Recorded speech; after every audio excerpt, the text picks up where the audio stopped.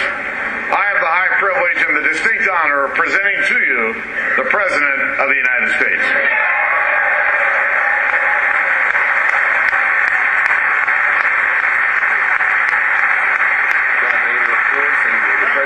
Briefly about his relationship with John Davis, said they were cordial, and I think he spoke about that with you guys this morning at the breakfast as well. He did, unfortunately. Well, he said the relationship is cordial, but he said like we're two people from two different planets and talking two different languages, and we barely understand each other. He said it's a cordial relationship, but not a good working relationship. Politics on the night of the State of the Union. Mr. Vice President, members of Congress, distinguished guests, and fellow Americans. Last month, I went to Andrews Air Force Base and welcomed home some of our last troops to serve in Iraq. Together, we offered a final proud salute to the colors under which more than 1 million of our fellow citizens fought, and several thousand gave their lives. We gather tonight knowing that this generation of heroes has made the United States safer and more respected around the world.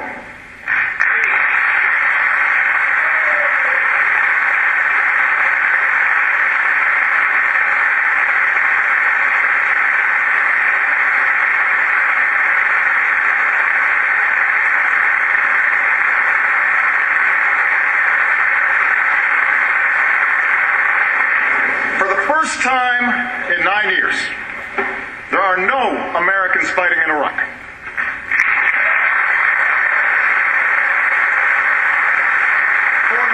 Time in 2 decades, Osama bin Laden is not a threat to this country.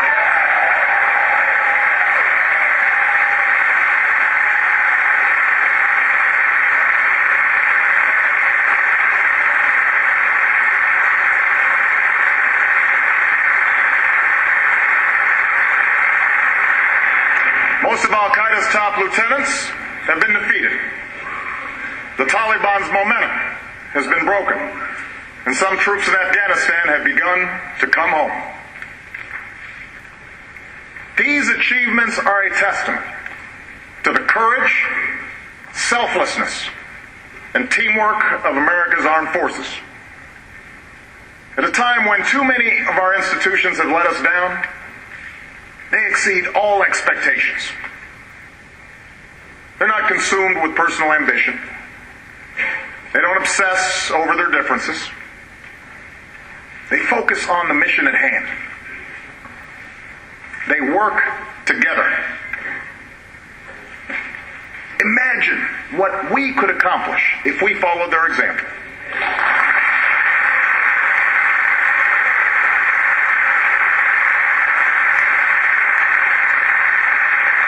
Think about the America within our reach. A country that leads the world in educating its people. An America that attracts a new generation of high-tech manufacturing and high-paying jobs. A future where we're in control of our own energy. And our security and prosperity aren't so tied to unstable parts of the world. An economy built to last, where hard work pays off and responsibility is rewarded. We can do this. I know we can because we've done it before.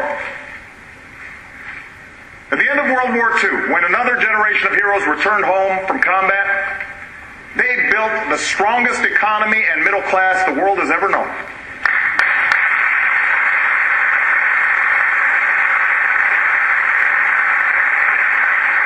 My grandfather, a veteran of Patton's Army, got the chance to go to college on the GI Bill. My grandmother, who worked on a bomber assembly line, was part of a workforce that turned out the best products on earth. The two of them shared the optimism of a nation that had triumphed over a depression and fascism. They understood they were part of something larger. They were contributing to a story of success that every American had a chance to share.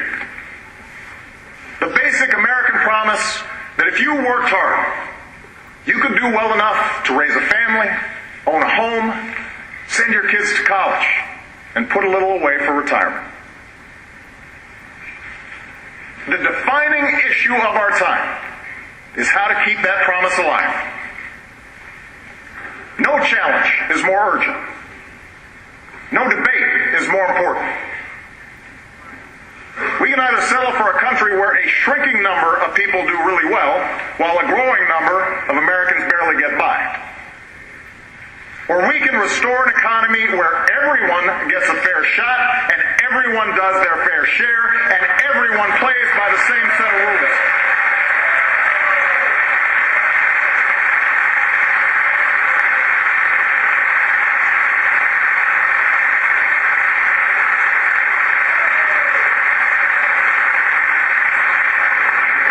What's at stake aren't democratic values or Republican values, but American values.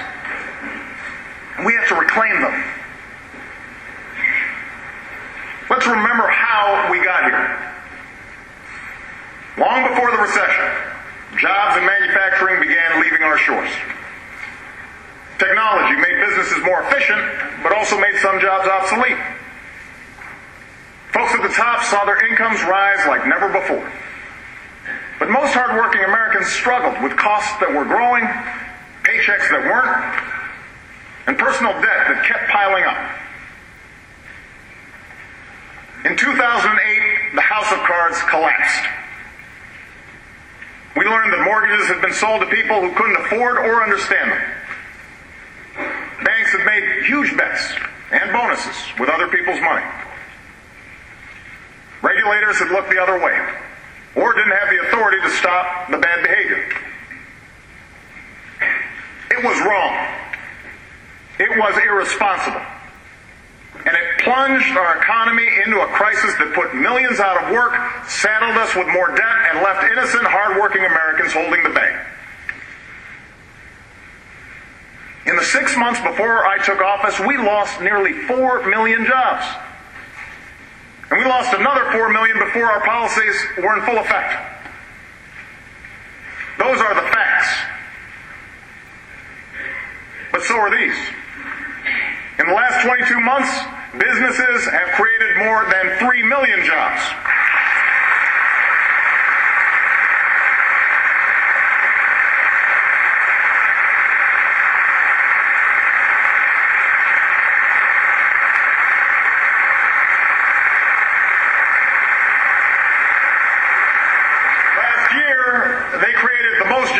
Since 2005.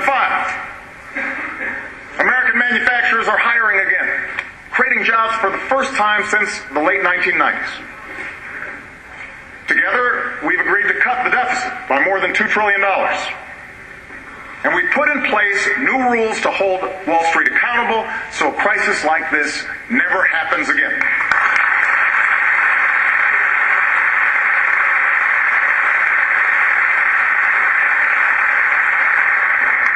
The state of our union is getting stronger, and we've come too far to turn back now. As long as I'm president, I will work with anyone in this chamber to build on this momentum. But I intend to fight obstruction with action, and I will oppose any effort to return to the very same policies that brought on this economic crisis in the first place.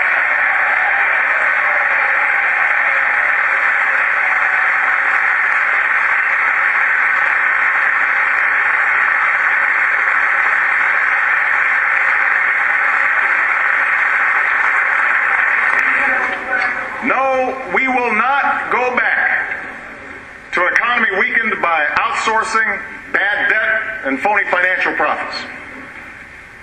Tonight I want to speak about how we move forward and lay out a blueprint for an economy that's built to last.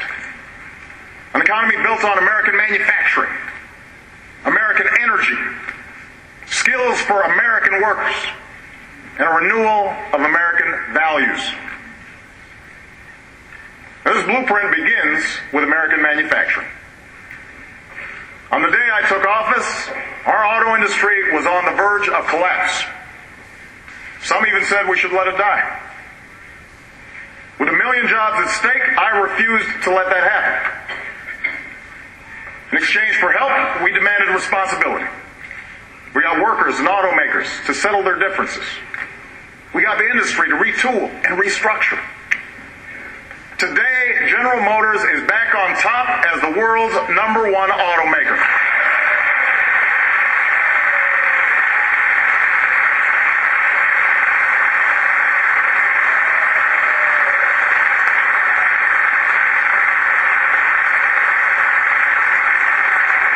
Chrysler has grown faster in the U.S. than any major car company. Ford is investing billions in U.S. plants and factories. And together, the entire industry added nearly 160,000 jobs. We bet on American workers. We bet on American ingenuity. And tonight, the American auto industry is back.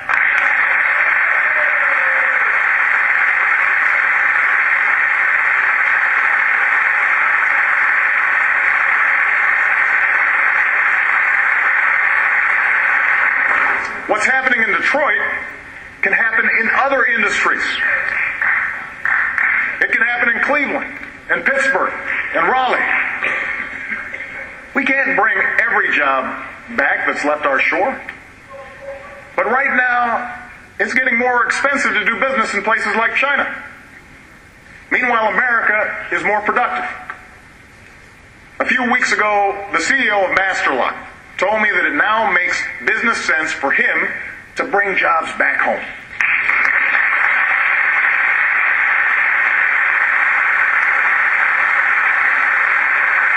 Today, for the first time in 15 years, Masterlock's unionized plant in Milwaukee is running at full capacity.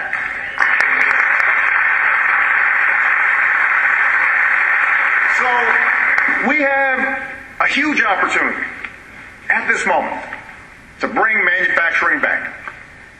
But we have to seize it. Tonight, my message to business leaders is simple. Ask yourselves what you can do to bring jobs back to your country. And your country will do everything we can to help you succeed.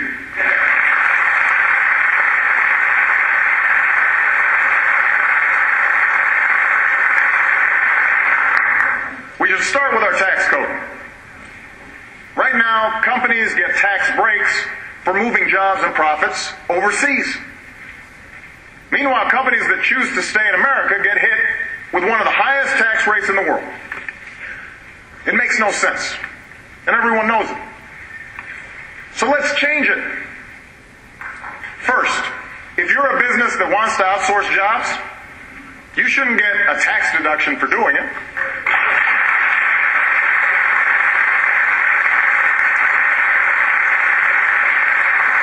Money should be used to cover moving expenses for companies like Masterlock that decide to bring jobs home.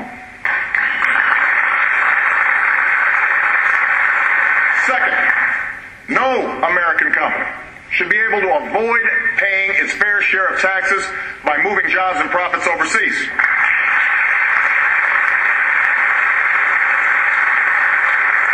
From now on, every multinational company should have to pay a basic minimum tax, and every penny should go towards lowering taxes for companies that choose to stay here and hire here in America.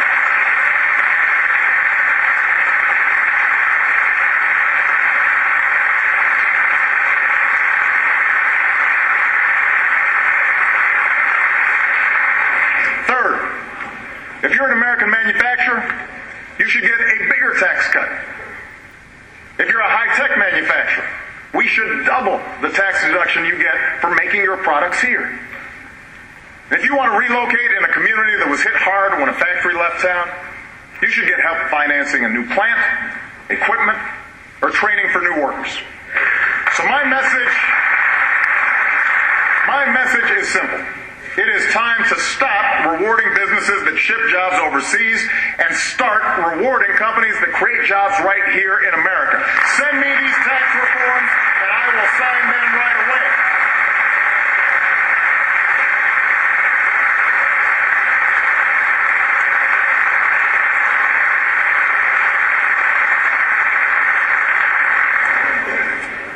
We're also making it easier for American businesses to sell products all over the world. 2 years ago, I set a goal of doubling U.S. exports over 5 years. With the bipartisan trade agreements we signed into law, we're on track to meet that goal ahead of schedule.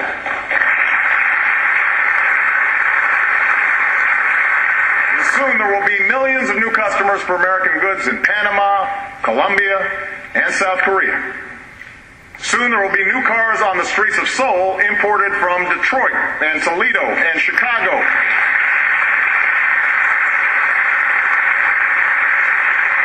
I will go anywhere in the world to open new markets for American products. And I will not stand by when our competitors don't play by the rules. We've brought trade cases against China at nearly twice the rate as the last administration, and it's made a difference.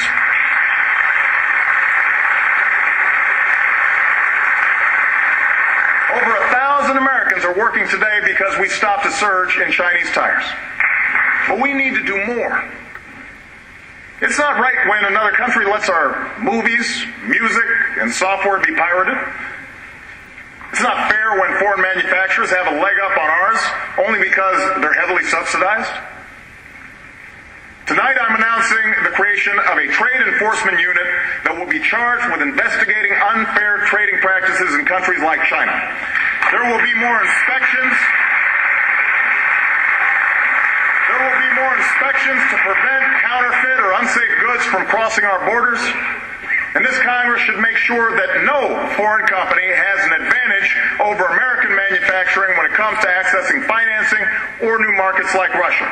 Our workers are the most productive on earth, and if the playing field is level, I promise you, America will always win.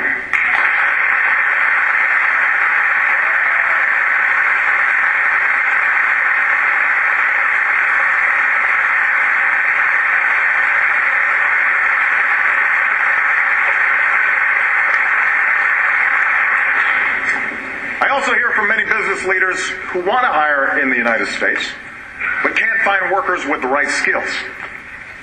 Growing industries in science and technology have twice as many openings as we have workers who can do the job. Think about that. Openings at a time when millions of Americans are looking for work.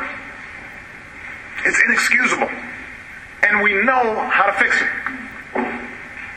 Jackie Bray is a single mom from North Carolina who was laid off from her job as a mechanic.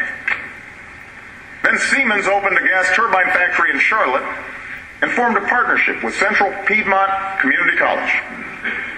The company helped the college design courses in laser and robotics training. It paid Jackie's tuition, then hired her to help operate their plant.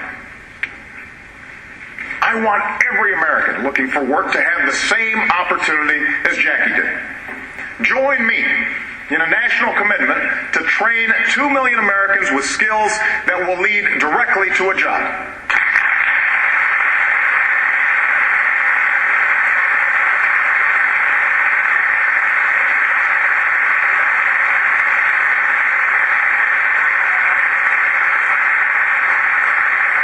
My administration has already lined up more companies that want to help.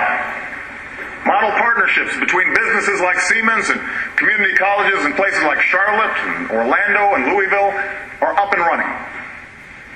Now you need to give more community colleges the resources they need to become community career centers, places that teach people skills that businesses are looking for right now, from data management to high-tech manufacturing. And I want to cut through the maze of confusing training programs, so that from now on, people like Jackie have one program, one website, and one place to go for all the information and help that they need. It is time to turn our unemployment system into a re-employment system that puts people to work.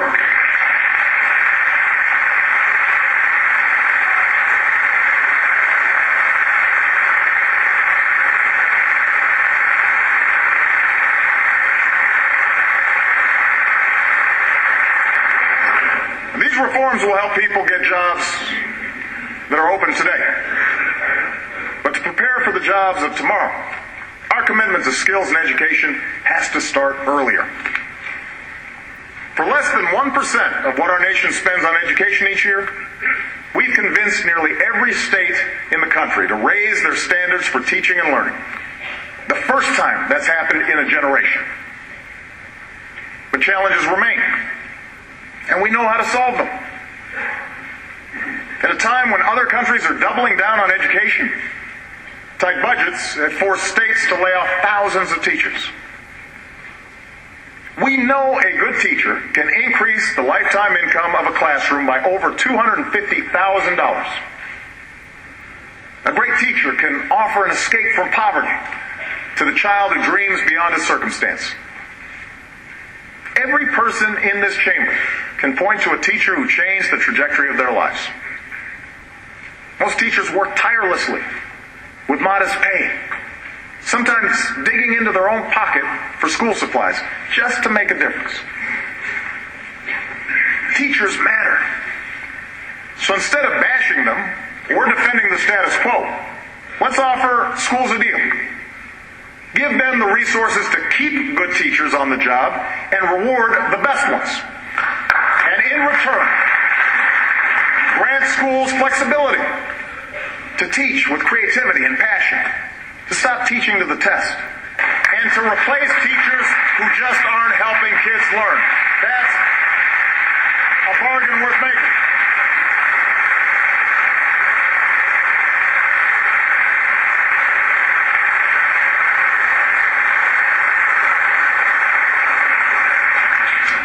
We also know that when students don't walk away from their education, more of them walk the stage to get their diploma. When students are not allowed to drop out, they do better. So tonight, I am proposing that every state requires that all students stay in high school until they graduate or turn 18.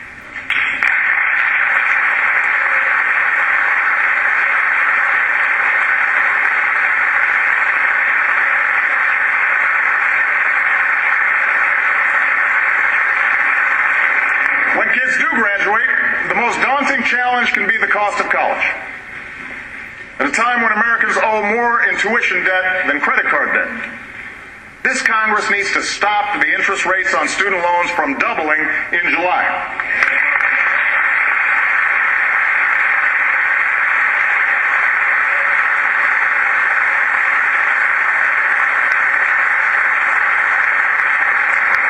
Extend the tuition tax credit we started that saves millions of middle-class families thousands of dollars. And give more young people the chance to earn their way through college by doubling the number of work-study jobs in the next 5 years.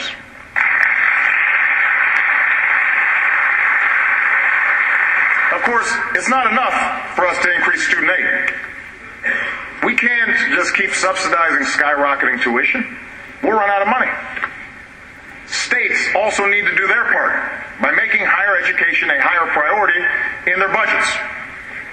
And colleges and universities have to do their part by working to keep costs down. Recently I spoke with a group of college presidents who've done just that. Some schools redesign courses to help students finish more quickly. Some use better technology. The point is, it's possible. So let me put colleges and universities on notice. If you can't stop tuition from going up, the funding you get from taxpayers will go down. Higher education can't be a luxury. It is an economic imperative that every family in America should be able to afford. Now let's also remember that hundreds of thousands of talented, hardworking students in this country face another challenge. The fact that they aren't yet American citizens. Many were brought here as small children, are American through and through, yet they live every day with the threat of deportation. Others came more recently to study business and science and engineering. But as soon as they get their degree, we send them home to invent new products and create new jobs somewhere else. That doesn't make sense. I believe as strongly as ever that we should take on illegal immigration. That's why my administration has put more boots on the border than ever before. That's why there are fewer illegal crossings than when I took office. The opponents of action are out of excuses. We should be working on comprehensive immigration reform right now.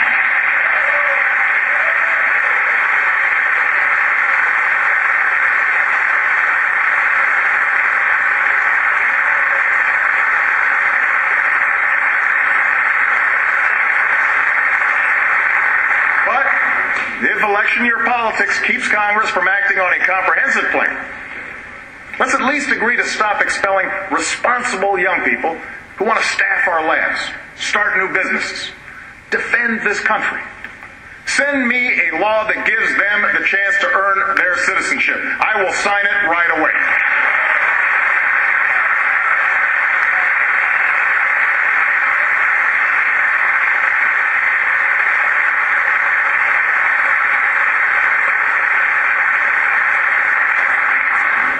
You see, an economy built to last is one where we encourage the talent and ingenuity of every person in this country. That means women should earn equal pay for equal work.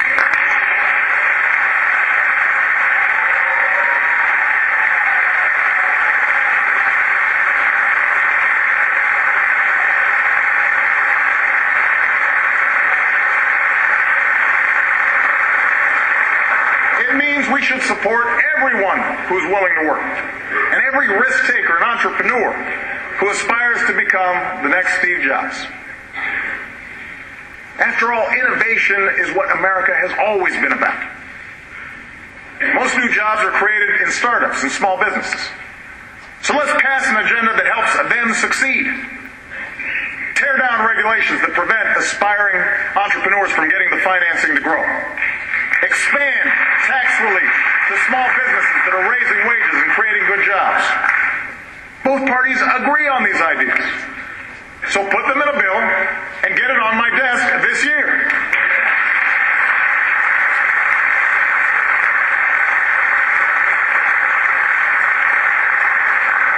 Innovation also demands basic research. Today, the discoveries taking place in our federally financed labs and universities could lead to new treatments that kill cancer cells but leave healthy ones untouched. New lightweight vests for cops and soldiers that can stop any bullet. Don't gut these investments in our budget. Don't let other countries win the race for the future. Support the same kind of research and innovation that led to the computer chip and the internet, to new American jobs and new American industries. And nowhere is the promise of innovation greater than in American-made energy. Over the last 3 years, we've opened millions of new acres for oil and gas exploration. And tonight I'm directing my administration to open more than 75% of our potential offshore oil and gas resources.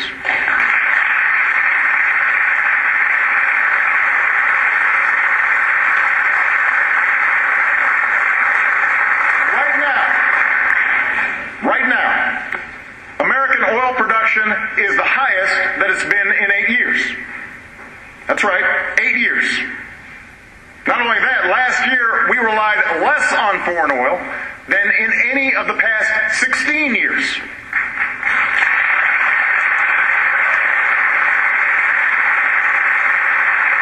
But with only 2% of the world's oil reserves, oil isn't enough. This country needs an all-out, all-of-the-above strategy that develops every available source of American energy.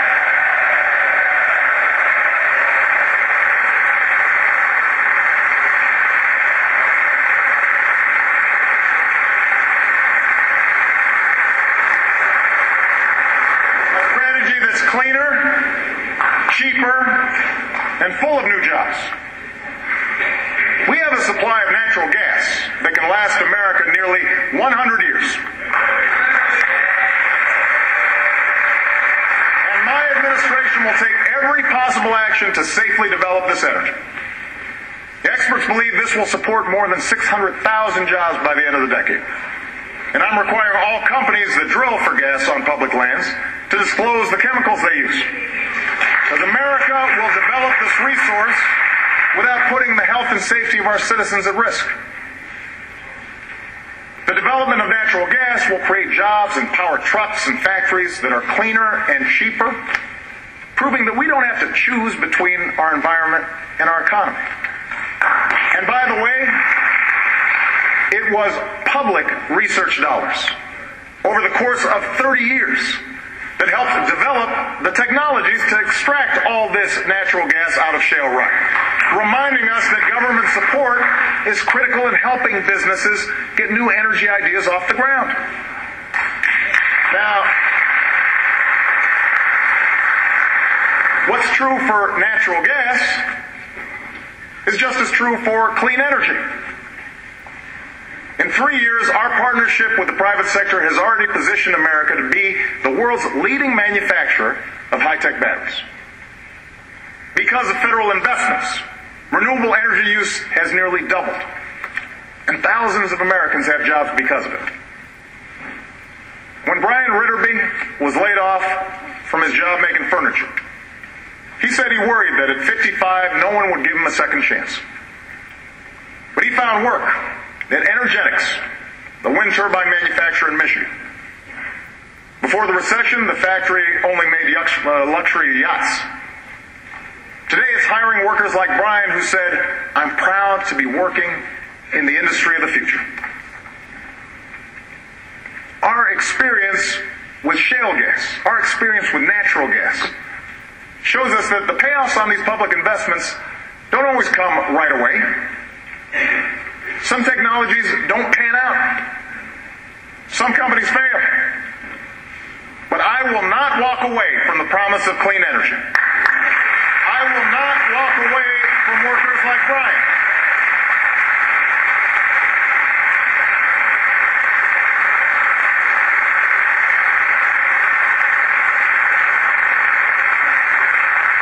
I will not cede the wind or solar or battery industry to China or Germany because we refuse to make the same commitment here.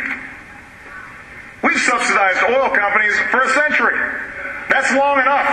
It's time to end the taxpayer giveaways to an industry that rarely has been more profitable and double down on a clean energy industry that never has been more promising.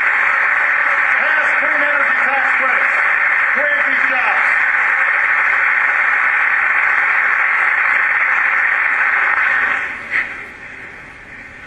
We can also spur energy innovation with new incentives.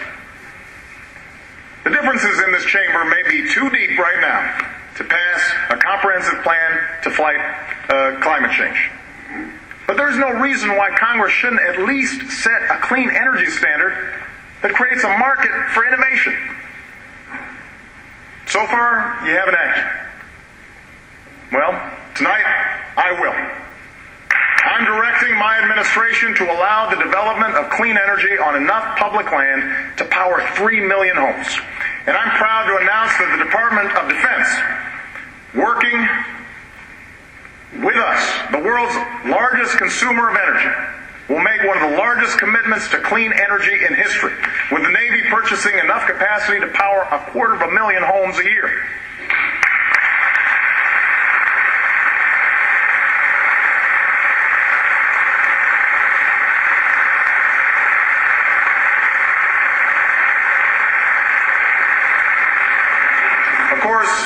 The easiest way to save money is to waste less energy. So here's a proposal. Help manufacturers eliminate energy waste in their factories and give businesses incentives to upgrade their buildings. Their energy bills will be $100 billion lower over the next decade. And America will have less pollution, more manufacturing, more jobs for construction workers who need it. Send me a bill that creates these jobs.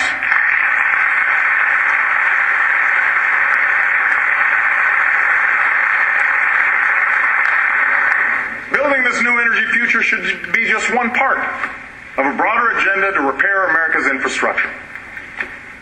So much of America needs to be rebuilt. We've got crumbling roads and bridges, a power grid that wastes too much energy, an incomplete high-speed broadband network that prevents a small business owner in rural America from selling her products all over the world. Reconstruction, America built the Hoover Dam and the Golden Gate Bridge. After World War II, we connected our states with a system of highways. Democratic and Republican administrations invested in great projects that benefited everybody, from the workers who built them to the businesses that still use them today. In the next few weeks, I will sign an executive order clearing away the red tape that slows down too many construction projects. But you need to fund these projects. Take the money we're no longer spending at war, use half of it to pay down our debt, and use the rest to do some nation building right here at home.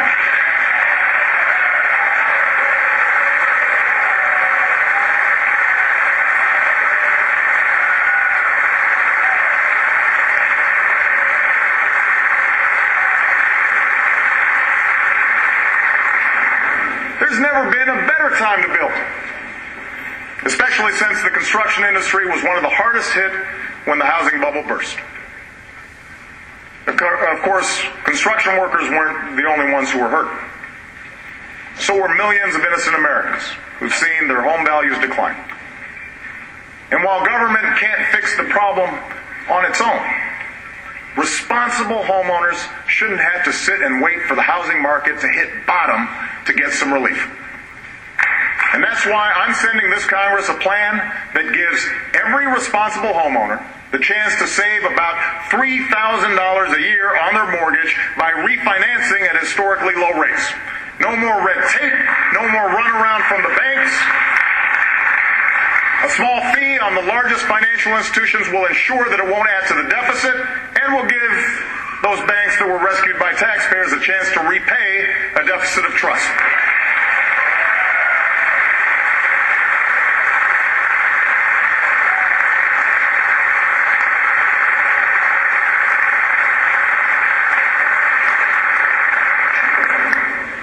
Let's never forget, millions of Americans who work hard and play by the rules every day deserve a government and a financial system that do the same. It's time to apply the same rules from top to bottom. No bailouts, no handouts, and no cop-outs. An America built to last insists on responsibility from everybody. We've all paid the price for lenders who sold mortgages to people who couldn't afford them, and buyers who knew they couldn't afford them. That's why we need smart regulations to prevent irresponsible behavior.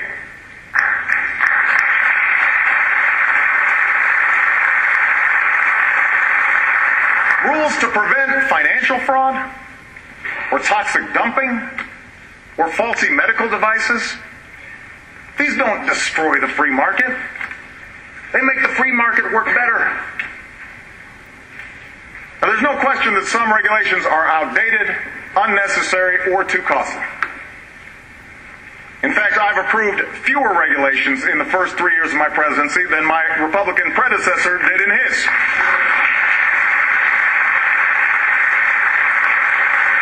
I've ordered every federal agency to eliminate rules that don't make sense. We've already announced over 500 reforms, and just a fraction of them will save business and citizens more than $10 billion over the next 5 years. We got rid of one rule from 40 years ago that could have forced some dairy farmers to spend $10,000 a year proving that they could contain a spill, because milk was somehow classified as an oil. And with a rule like that, I guess it was worth crying over spilled milk.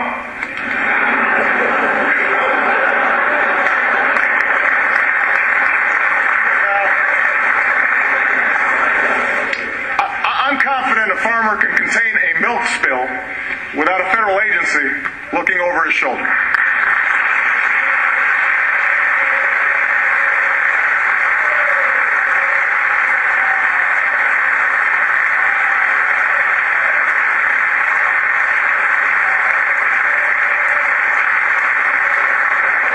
But I will not back down from making sure an oil company can contain the kind of oil spill we saw in the Gulf 2 years ago.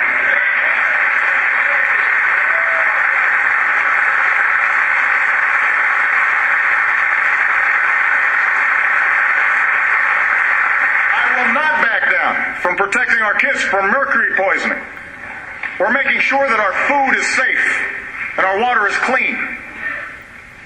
I will not go back to the days when health insurance companies had unchecked power to cancel your policy, deny your coverage, or charge women differently than men.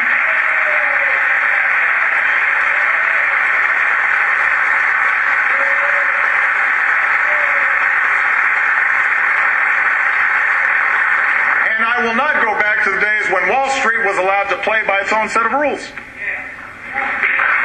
The new rules we passed restore what should be any financial system's core purpose: getting funding to entrepreneurs with the best ideas, and getting loans to responsible families who want to buy a home, or start a business, or send their kids to college.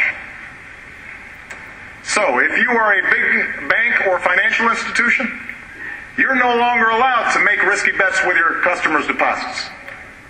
You're required to write out a living will that details exactly how you'll pay the bills if you fail, because the rest of us are not bailing you out ever again.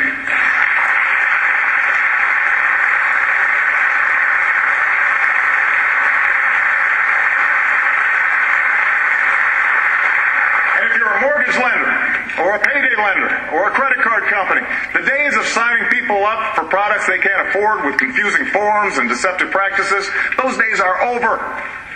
Today, American consumers finally have a watchdog in Richard Cordray with one job: to look out for them.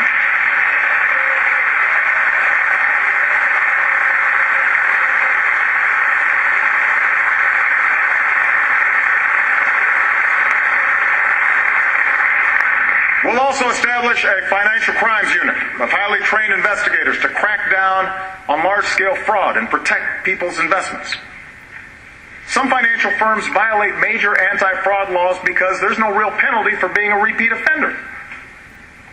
That's bad for consumers, and it's bad for the vast majority of bankers and financial service professionals who do the right thing. So pass legislation that makes the penalties for fraud count. And tonight I'm asking my Attorney General to create a special unit of federal prosecutors and leading state Attorney General to expand our investigations into the abuse of lending and packaging of risky mortgages that led to the housing crisis.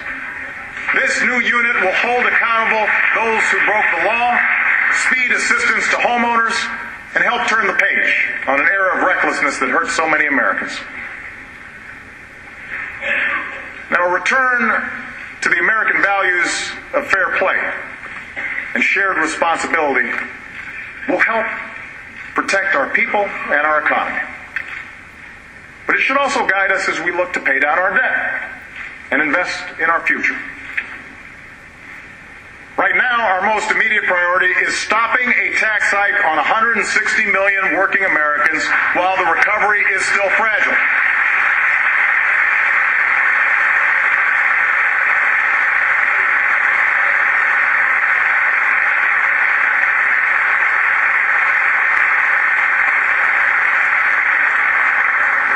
People cannot afford losing $40 out of each paycheck this year.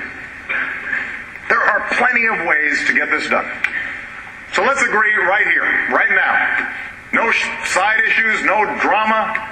Pass the payroll tax cut without delay. Let's get it done.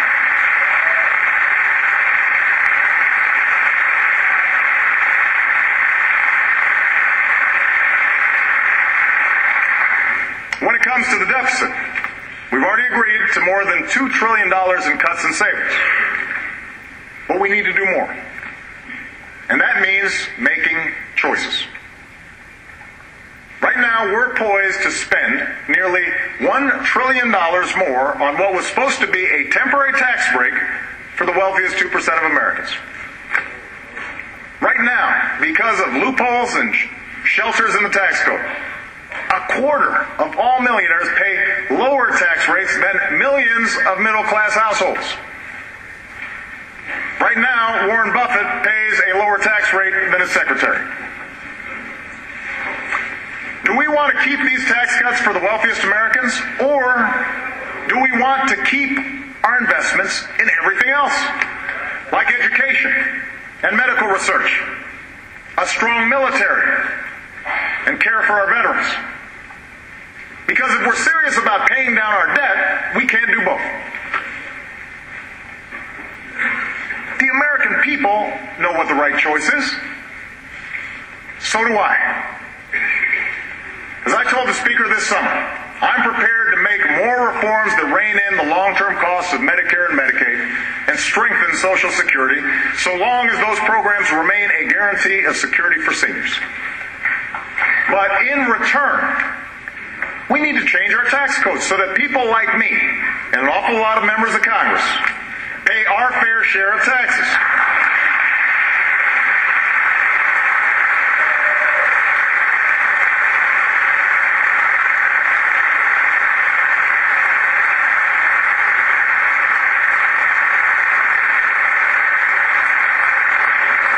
Tax reform should follow the Buffett rule. If you make more than $1 million a year, you should not pay less than 30% in taxes. And my Republican friend Tom Coburn is right. Washington should stop subsidizing millionaires. In fact, if you're earning $1 million a year, you shouldn't get special tax subsidies or deductions. On the other hand, if you make under $250,000 a year, like 98% of American families, your taxes shouldn't go up. You're the ones struggling with rising costs and stagnant wages. You're the ones who need relief. Now, you can call this class warfare all you want, but asking a billionaire to pay at least as much as his secretary in taxes? Most Americans would call that common sense. We don't begrudge financial success in this country. We admire it. When Americans talk about folks like me paying my fair share of taxes, it's not because they envy the rich. It's because they understand that when I get a tax break I don't need and the country can't afford, it either adds to the deficit or somebody else has to make up the difference. Like a senior on a fixed income, or a student trying to get through school, or a family trying to make ends meet. That's not right. Americans know that's not right. They know that this generation's success is only possible because past generations felt a responsibility to each other and to the future of their country. And they know our way of life will only endure if we feel that same sense of shared responsibility. That's how we'll reduce our deficit. That's an America built to last.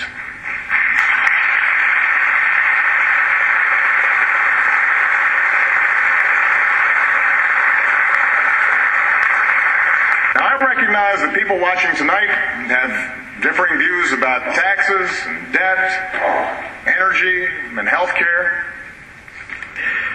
But no matter what party they belong to, I bet most Americans are thinking the same thing right about now. Nothing will get done in Washington this year, or next year, or maybe even the year after that, because Washington is broken. Can you blame them for feeling a little cynical? The greatest blow to our confidence in our economy last year didn't come from events beyond our control. It came from a debate in Washington over whether the United States would pay its bills or not. Who benefited from that fiasco? I've talked tonight about the deficit of trust between Main Street and Wall Street, but the divide between this city and the rest of the country is at least as bad. And it seems to get worse every year. Now, some of this has to do with the corrosive influence of money in politics. So together, let's take some steps to fix that. Send me a bill that bans insider trading by members of Congress. I will sign it tomorrow.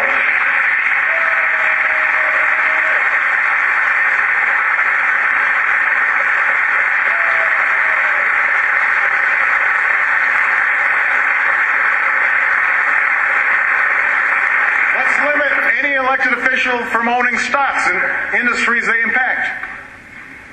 Let's Let's make sure people who bundle campaign contributions for Congress can't lobby Congress, and vice versa. An idea that has bipartisan support, at least outside of Washington. Some of what's broken has to do with the way Congress does its business these days. A simple majority is no longer enough to get anything, even routine business, passed through the Senate. Neither party has been blameless in these tactics. Now, both parties should put an end to it.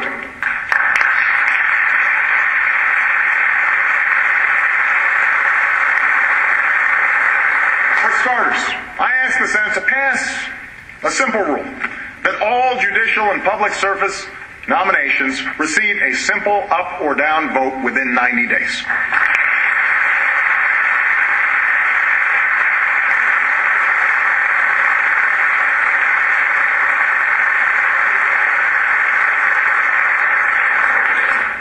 The executive branch also needs to change. Too often it's inefficient, outdated, and remote.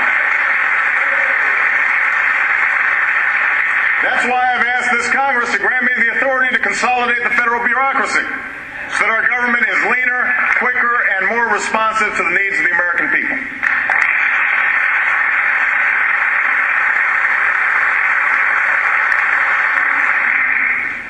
Finally, none of this can happen unless we also lower the temperature in this town. We need to end the notion that the two parties must be locked in a perpetual campaign of mutual destruction. That politics is about clinging to rigid ideologies instead of building consensus around common sense ideas. I'm a Democrat, but I believe what Republican Abraham Lincoln believed. The government should do for people only what they cannot do better by themselves and no more.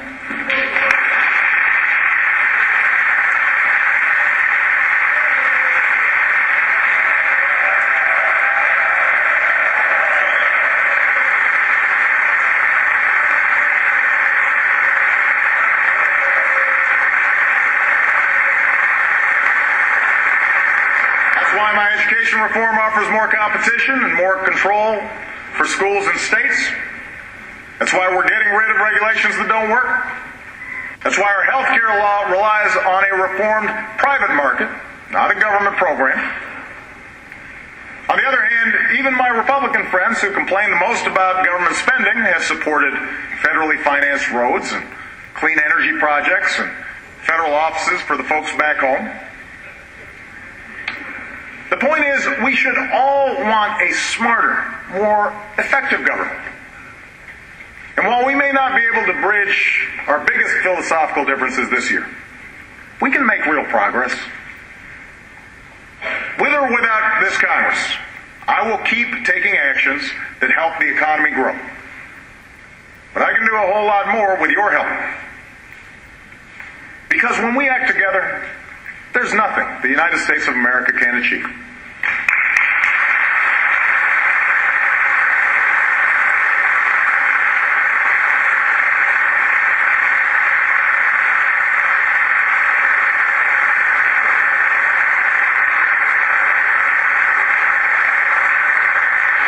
That's the lesson we've learned from our actions abroad over the last few years.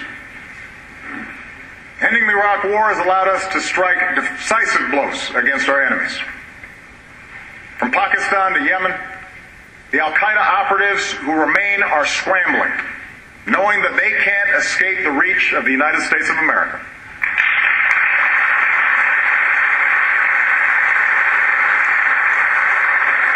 From this position of strength, we've begun to wind down the war in Afghanistan. 10,000 of our troops have come home.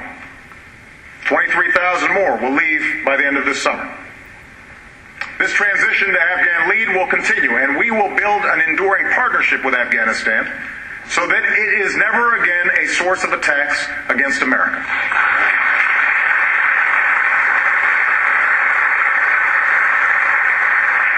As the tide of war recedes, a wave of change has washed across the Middle East and North Africa, from Tunis to Cairo, from Sana'a to Tripoli. A year ago, Gaddafi was one of the world's longest-serving dictators, a murderer with American blood on his hands. Today, he is gone. And in Syria, I have no doubt that the Assad regime will soon discover that the forces of change cannot be reversed and that human dignity cannot be denied.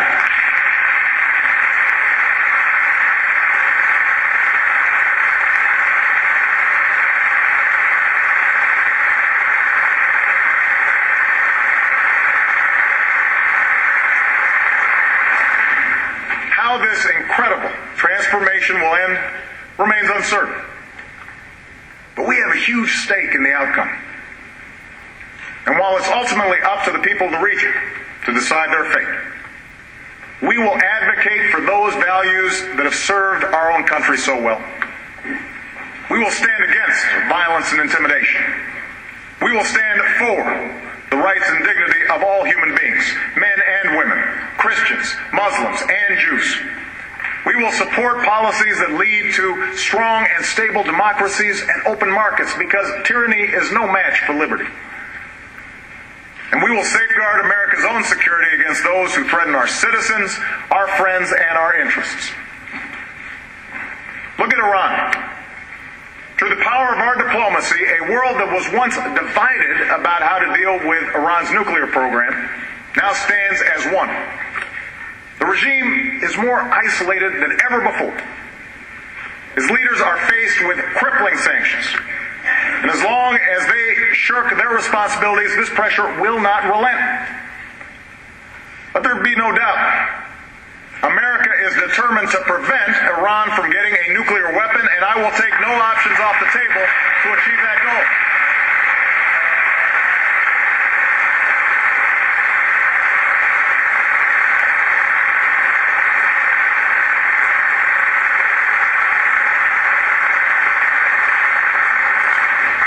But a peaceful resolution of this issue is still possible, and far better. And if Iran changes course and meets its obligations, it can rejoin the community of nations. The renewal of American leadership can be felt across the globe. Our oldest alliances in Europe and Asia are stronger than ever. Our ties to the Americas are deeper. Our ironclad commitment, and I mean ironclad, to Israel's security has meant the closest military cooperation between our two countries in history.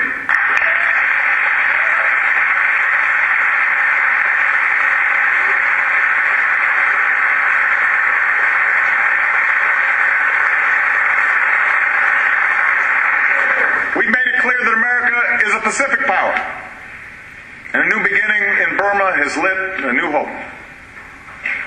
From the coalitions we've built to secure nuclear materials, to the missions we've led against hunger and disease, from the blows we've dealt our enemies, to the enduring power of our moral example, America is back.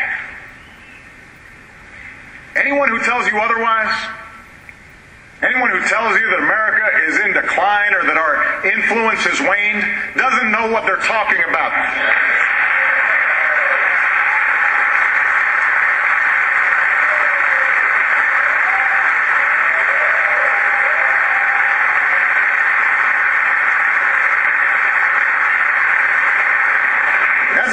We get from leaders around the world who are eager to work with us. That's not how people feel from Tokyo to Berlin, from Cape Town to Rio, where opinions of America are higher than they've been in years. Yes, the world is changing. No, we can't control every event. But America remains the one indispensable nation in world affairs, and as long as I'm president, I intend to keep it that way.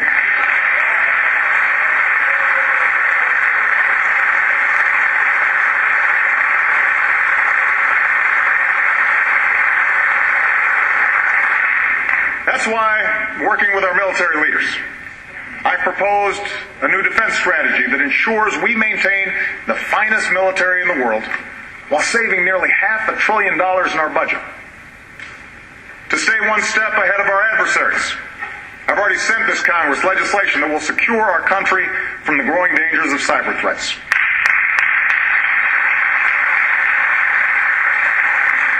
Above all, our freedom endures because of the men and women in uniform who defend it.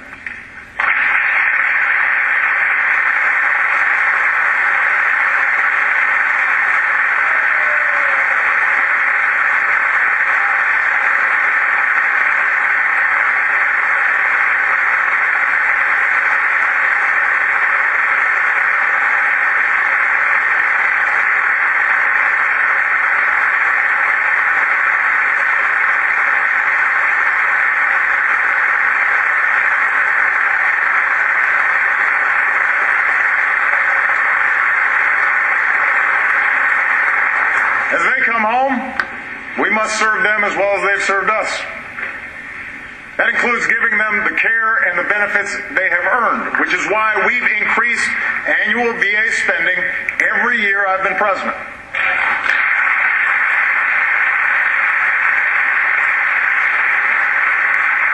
And it means enlisting our veterans in the work of rebuilding our nation. With the bipartisan support of this Congress, we're providing new tax credits to companies that hire vets. Michelle and Joe Biden have worked with American businesses to secure a pledge of 135,000 jobs for veterans and their families. And tonight I'm proposing a Veterans Jobs Corps that will help our communities hire veterans as cops and firefighters so that America is as strong as those who defend her.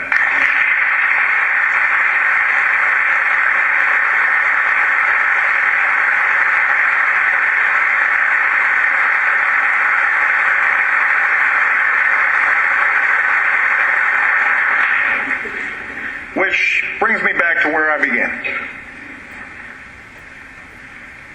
Those of us who've been sent here to serve can learn a thing or two from the service of our troops. When you put on that uniform, it doesn't matter if you're black or white, Asian, Latino, Native American, conservative, liberal, rich, poor, gay, straight. When you're marching into battle, you look out for the person next to you, or the mission fails. Where you're in the thick of the fight, you rise or fall as one unit, serving one nation, leaving no one behind. Now, one of my proudest possessions is the flag that the SEAL team took with them on the mission to get bin Laden. On it are each of their names. Some may be Democrats. Some may be Republicans. But that doesn't matter. Just like it didn't matter that day in the Situation Room, when I sat next to Bob Gates, a man who was George Bush's defense secretary, and Hillary Clinton, a woman who ran against me for president. All that mattered that day was the mission. No one thought about politics. No one thought about themselves. One of the young men involved in the raid later told me that he didn't deserve credit for the mission. It only succeeded, he said, because every single member of that unit did their job. The pilot who landed the helicopter that spun out of control, the translator who kept others from entering the compound, the troops who separated the women and children from the fight, the SEALs who charged up the stairs. More than that, the mission only succeeded because every member of that unit trusted each other. Because you can't charge up those stairs into darkness and danger unless you know that there's somebody behind you watching your back.